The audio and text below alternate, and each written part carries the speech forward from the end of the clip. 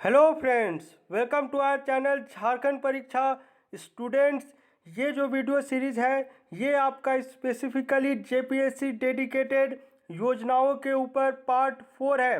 इससे पहले जो है हम लोगों ने ऑलरेडी 3 पार्ट्स योजनाओं के ऊपर डिस्कशन किया हुआ है, जिसमें हम लोगों ने टोटल 9 योजनाओं पर डिस्कशन किया था। आज हम लोग और 3 योजनाओं के बारे में पढ़ेंगे जो आपके एग्ज़ाम पॉइंट ऑफ व्यू से काफ़ी इम्पोर्टेंट होने जा रहा है, क्योंकि इसमें जो जो योजनाएं हैं उसमें कुछ कुछ संशोधन लेटर पार्ट में किए गए हैं। तो आपको उस योजना के बारे में संशोधन के साथ में पता होना चाहिए कि उसमें क्या क्या चेंजेस किए गए।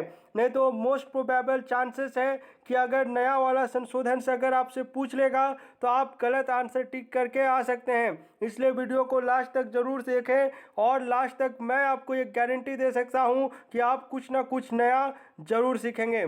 चलिए, आज के लिए आपका पहला योजना है। ऐसे अगर सीरीज वाइज देखें तो ये आपका योजनाओं में ये आपका नंबर 10th में है। पहला है आज के लिए झारखंड किसान कर्ज माफ़ी योजना। इस योजना को लोग जो है अक्सर आपका कंफ्यूज कर जाते हैं फसल जो आपका झारखंड फसल राहत योजना या राहत बीमा योजना के साथ। ये दोनों योजना का जो लॉन्चिंग का कॉन्सेप्ट है ये एक ही दिन को आया था, यानी आपका 8 अगस्त को, लेकिन इसे अप्लाई करने की तिथि अलग अलग है और ये योजना को काम करने का तरीका भी अलग है। इसलिए पहले हम लोग झारखंड किसान कर्ज माफ़ी योजना के बारे में पढ़ेंगे, फिर आपका झारखंड फसल राहत योजना के बारे में पढ़ेंगे, ताकि दोनों कन्फ्यूज़न आपको दिमाग में ना रहे। ये आपका झारखंड कृषि ऋण माफ़ी योजना का ऑनलाइन पोर्टल या फिर आप वेबसाइट कह सकते हैं। अब कुछ कुछ इंपॉर्टेंट फैक्ट्स है जो आपको पता होना चाहिए, उन पर डिस्कशन कर लेते हैं। चलिए, वेरी इंपॉर्टेंट है कि इस योजना का शुभारंभ जो है आपका किनके द्वारा किया गया और किस जिले से किया गया। हर बार बोलता हूँ ये 2-3 चीज़ है जो आपको प्री पॉइंट ऑफ व्यू से पता होना चाहिए, मेन पॉइंट ऑफ व्यू से, मेंस एग्जाम के पॉइंट ऑफ व्यू से तो आपको जो है उसका उद्देश्य और फंडिंग्स वगैरह भी पता होनी चाहिए। लेकिन प्री के पॉइंट ऑफ व्यू से आपको कम से कम योजना की शुरुआत किस जिले से की गई है, योजना का शुभारंभ किनके द्वारा किया गया है, उसके बाद तीसरा हो गया उसमें फंडिंग्स का डिवीज़न किस प्रकार से है। ये 3 चीज़ आपको प्री के लिए बहुत इंपॉर्टेंट है। लेकिन अगर आप मेंस तक का सोच रहे हैं तो एडिशन में आपको इसका उद्देश्य भी पता होना चाहिए, और उद्देश्य के साथ साथ कितना ऑब्जेक्टिव इसने अटेन किया है अभी तक, ये चीज़ आपको टोटल ये आपका जेपीएससी यहाँ पर बनाएगा। अगर इन सभी को आप योजनाओं को कंबाइन करेंगे तब सारे फैक्ट्स को इस प्रकार से जो है किसी भी सिविल सर्विसेज या फिर आप पीसीएस की तैयारी की जाती है, आप यूपीएससी का करें चाहे पीसीएस का करें। अब आइए झारखंड किसान कर्ज माफ़ी योजना के तहत, तो इसके जो पहले जो लाभान्वित होने वाले का नाम है जामताड़ा के मोलेंद्र बेसरा। वेरी इंपॉर्टेंट नाम भी याद रखना है जिला के साथ।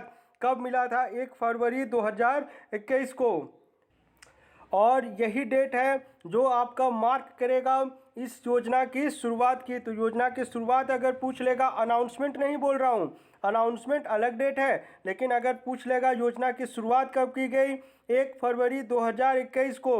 अब इस योजना के अंतर्गत कृषि मंत्री, ये सब आपका 1 फरवरी को जो जो कार्यक्रम हुआ, घटना घटित हुई, वो मैं इस पैराग्राफ में लिखा हूँ।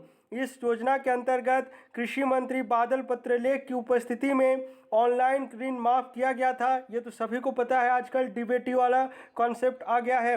ये डीबीटी का ही कॉन्सेप्ट है जो आपको झारखंड फसल राहत योजना में भी आने जा रहा है। यह ऋण माफ़ी रामकृष्ण मिशन ऑडिटोरियम, जो कि आपका रांची में है, से ऑनलाइन माध्यम से की गई थी। इस अवसर पर इस योजना के अंतर्गत एक पोर्टल का भी शुभारंभ किया गया था, जिसकी फ़ोटो आपके सामने है। अब जो है इस योजना के अंतर्गत राज्य के जो किसान, फसल के नाम सुनिएगा, गन्ने या फिर फल हो गए, इसके साथ अन्य पारंपरिक खेती जिसमें आपका ज़्यादातर जो प्रायोरिटी दिया गया है जेटीडीएस के थ्रू होने के कारण आपका मड़ुआ आ गया, पारंपरिक खेती करते हैं, उन्हें भी इस योजना के तहत शामिल किया गया है। गन्ना को बाद में ऐड किया गया, मड़ुआ को जेटीडीएस के थ्रू जो है प्रायोरिटी दी गई। ठीक है। अब आइए आगे, इसकी अनाउंसमेंट की डेट आपको पता होनी चाहिए, 8 दिसंबर 2020। लगता है मैं अगस्त बोल गया था ना, सॉरी, आप अगस्त नहीं याद रखिए, आप जो है 8 दिसंबर 2020 याद रखेंगे इसकी अनाउंसमेंट की डेट। अब जो चीज़ बताने जा रहा हूँ बहुत ध्यान से सुनिएगा। जब इसकी अनाउंसमेंट की गई थी उस समय जो है 2020-21 का सत्र चल रहा था। इस समय जो है इसके लिए आपका बजट में 2000 करोड़ रुपए का प्रावधान किया गया था और कहा गया था इस समय कि इससे जो है वो सभी किसान झारखंड के जो रजिस्टर्ड हैं और आपका जिनका कर्ज का जो सीमा है वो 50,000 रुपये तक है, इनका जो है 50,000 तक का कर्ज आपका जो है माफ़ किए जाने का प्रावधान था। ठीक है, ये कब की बात कर रहा हूँ, 20-21 का, समझ आ गया होगा।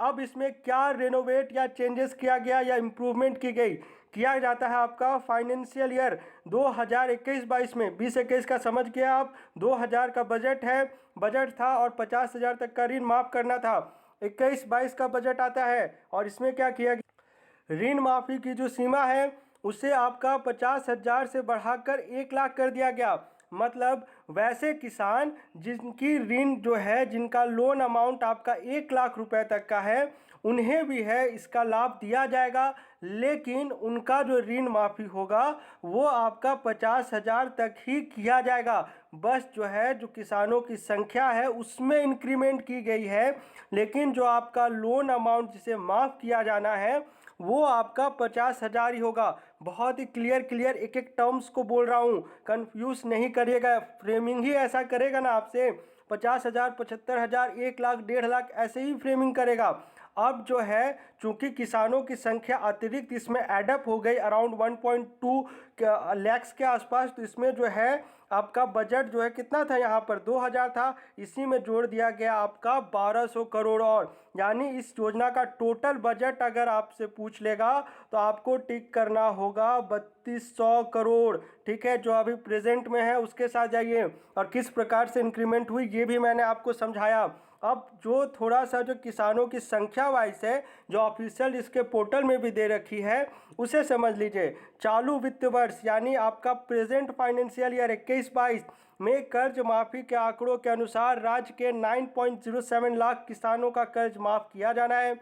इसमें 7.80 लाख किसान ऐसे होंगे जिनका पूरा कर्ज माफ़ हो जाएगा, चूँकि इनके कर्ज का दायरा जो है 50,000 के भीतर है। लेकिन जब से एडिशनल बढ़ाया गया तो इसमें आपका 1.27 लाख ऐसे किसान आ गए हैं जिनका सिर्फ 50,000 तक का कर्ज माफ़ होगा। ये वैसे किसान हैं जिनकी कर्ज सीमा आपका 50,000 से लेकर 1 लाख के बीच में है।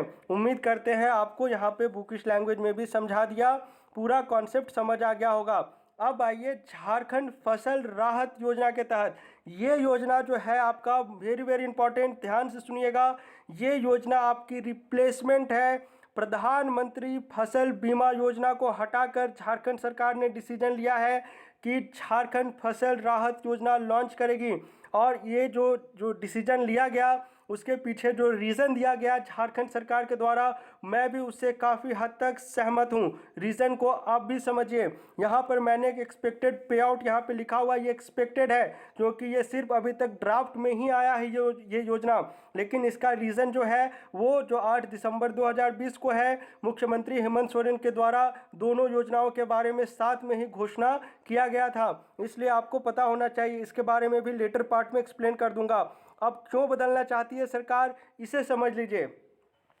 देखिए क्या है ना, हर साल बीमा कंपनियों को प्रीमियम के रूप में बड़ी राशि का भुगतान किया जाता है, ऑब्वियसली जैसा होते आ रहा है पीएम बीमा योजना के तहत, सेम टू सेम।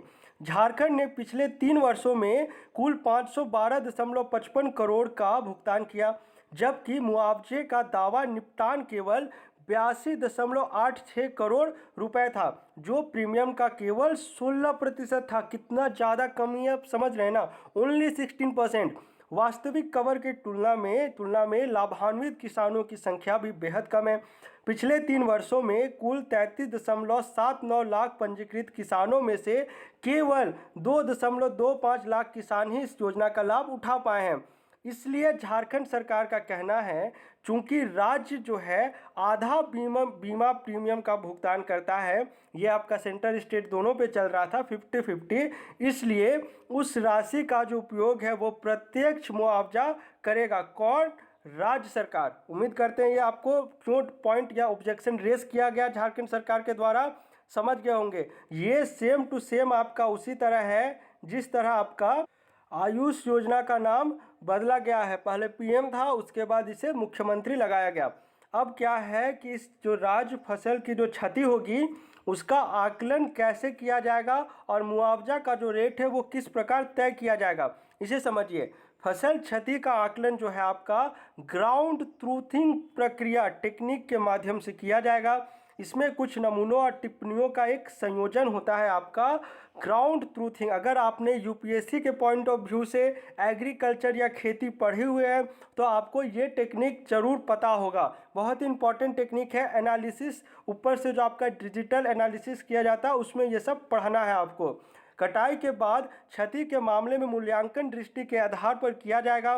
विभिन्न स्तरों पर विभिन्न समन्वय समितियों का गठन किया जाएगा। अब यहाँ पर समझिए कि कौन कौन आपदा को इंक्लूड किया गया है। किसानों से प्राप्त फसल क्षति के प्रारंभिक रिपोर्टिंग में ग्राम सभा की भूमिका महत्वपूर्ण है। एज ऑलवेज बाढ़, तूफान, बवंडर, ज्वालामुखी विस्फोट, भूकंप, सुनामी, तूफान और अन्य भूवैज्ञानिक प्रक्रिया प्राकृतिक आपदाओं की श्रेणी में आती हैं और ये सब जोखिम जो है इस योजना के तहत कवर की जाएंगी। इसके अलावा जंगली जानवरों के हमले के कारण नुकसान, किसानों द्वारा अवैज्ञानिक खेती जैसे जोखिमपूर्ण आपका कोई भी अन्य जिससे खेती को नुकसान पहुंचता हो उस प्रकार की योजना इस पर इंक्लूडेड नहीं होगा। ठीक है, आप समझ आ गया होगा आपको। उम्मीद करते हैं कि कौन कौन सा जो है प्राकृतिक आपदा इसमें शामिल होगा। पे आउट मैट्रिक्स समझ लीजिए। नुकसान के आधार पर 0.1 से लेकर 5 एकड़ भूमि को लेकर 3,000 रुपये है, लेकर मतलब 3,000 से लेकर आप ऐसे समझिए ना, 0.1 से 5 है तो इसका जो है 3,000 से लेकर 3,500 प्रति एकड़ मुआवजे का रूप में दिया जाएगा। लेकिन ये अभी सिर्फ ड्राफ्टिंग में है। ठीक है, चलिए अब आइए यहाँ पर मैंने एक प्रॉपर ज्योग्राफी के पॉइंट ऑफ व्यू से, झारखंड भूगोल के पॉइंट ऑफ व्यू से कि कब कब कितना प्रखंडों में अकाल पड़ता है, कितनी वर्षा कम होती है, ये सब मैंने लिख दिया है। आपको भूगोल में ये सब काम आएगा कि कितना सूखाग्रस्त पड़ता है। ये सब डेटा आपको बुक में नहीं मिलने जा रहा। अब आइए Jharkhand Bhimrao Ambedkar Awas Yojana, very very important योजना आपका एग्जाम पॉइंट ऑफ व्यू से। इसलिए इंपॉर्टेंट है, देखिए भले ही ये जो योजना है आपका ये आपका 14 अप्रैल 2016 की लॉन्चिंग डेट है इसकी, लेकिन इसमें संशोधन किया गया है 19 में, इसलिए आपको पता होना चाहिए इसके बारे में। जिस समय लॉन्चिंग की गई थी उस समय झारखंड के मुख्यमंत्री थे रघुवर दास और 16-17 की बजट में 80 करोड़ का प्रावधान किया गया था, जिसमें जो है आपका 11,000 मकानों के निर्माण का लक्ष्य रखा गया था। और जिस समय लॉन्चिंग की गई थी उस समय क्या था उसे समझिए। इस भीमराव अंबेडकर आवास योजना के तहत सरकार विधवा महिला को पहाड़ी क्षेत्र में घर बनाने के लिए 75,000 और मैदानी क्षेत्र यानी सपाट इलाकों में घर बनाने के लिए 70,000 रुपये का वित्तीय सहायता प्रदान करेगी। ये उस समय लिखा गया था इस योजना में। किन्हें शामिल करना था? विधवा महिलाओं को। अब इसमें कुछ कुछ चेंजेस किया गया। क्या चेंजेस किया गया उसे समझ लीजिए। अंबेडकर आवास योजना के तहत विधवाओं के अलावा भी है, इसमें कुछ एडिशन किया गया। आपदा से प्रभावित परिवार एवं आवास विहीन महिला को भी इसमें इंक्लूड किया जाता है।